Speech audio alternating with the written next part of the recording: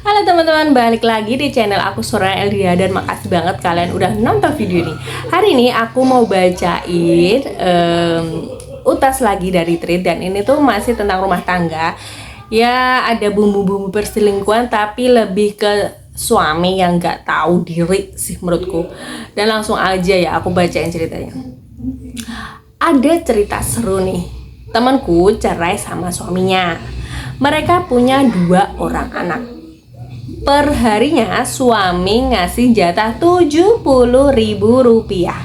Itu harus cukup buat segala termasuk biaya kontrakan, beras, minyak, gas, token, bensin, paket data, dan lain-lain.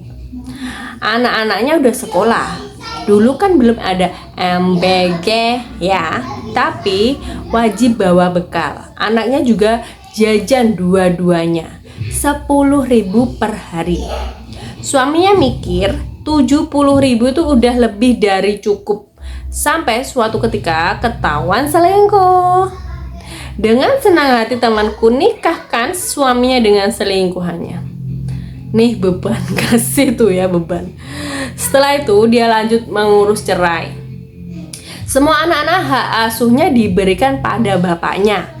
Temanku mulai menata hidupnya kembali, bekerja, bangun usaha. 1 tahun kemudian, setelah cerai, ex suaminya chat. Dulu kamu aku kasih 70.000 per hari, kok cukup sih? Bisa makan enak, anak-anak juga sehat-sehat, gizinya tercukupi. Kamu masaknya juga ayam terus. Kok istriku sekarang gak bisa kayak kamu ya? Nyesel banget, dulu aku selingkuh, aku minta maaf ya. Banyak salah sama kamu. Reaksi temanku gimana? Dia ketawa guling-guling. Halo 70.000 sehari dengan segala kebutuhannya, ya ampun gila banget ya. Dia cerita sambil ngakak separah-parahnya.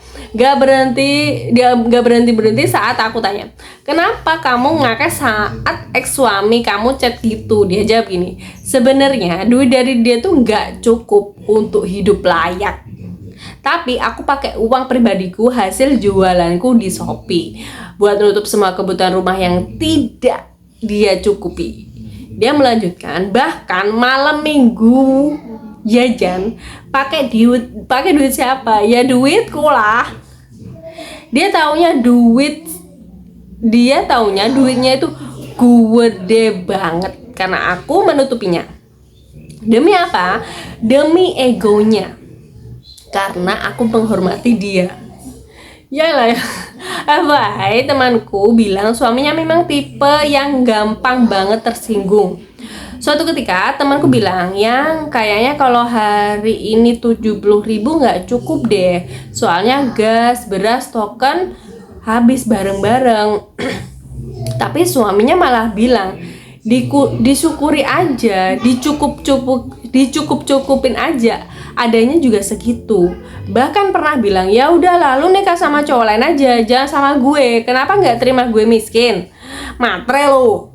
Akhirnya semenjak saat itu temanku nggak pernah mau nyinggung soal kekurangan nafkah lagi. Dia pilih diem aja.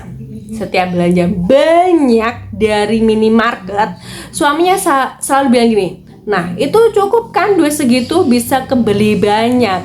Temanku cuma ngangguk, senyum dan jawab, iya alhamdulillah yang lagi banyak promo. Segini cuma 30.000 aja. Padahal aslinya habis 150.000. Gila gak sih? Makan enak, anak-anak terjamin, semua kebutuhan tercukupi. Istri terawat cantik, pakai skincare dan wangi dari mana? Ya dari tambahan temenku lah. Tapi beliau sengaja diem biar rumah tangganya adem. Gak nyangka malah ini diselingkuhin, gila gak loh? Sekarang mantan suaminya tuh kaget punya istri baru yang sekarang mulutnya cerewet banget.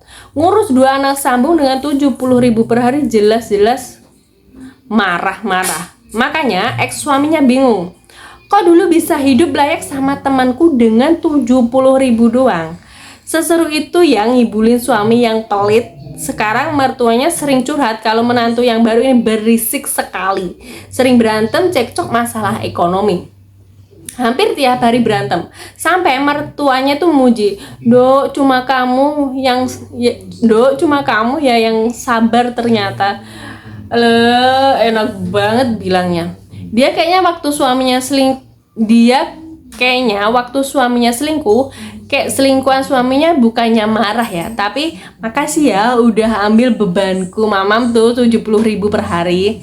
Dan salutnya pinter temanmu ini kak, soal hak asuh anak dikasih ke bapaknya.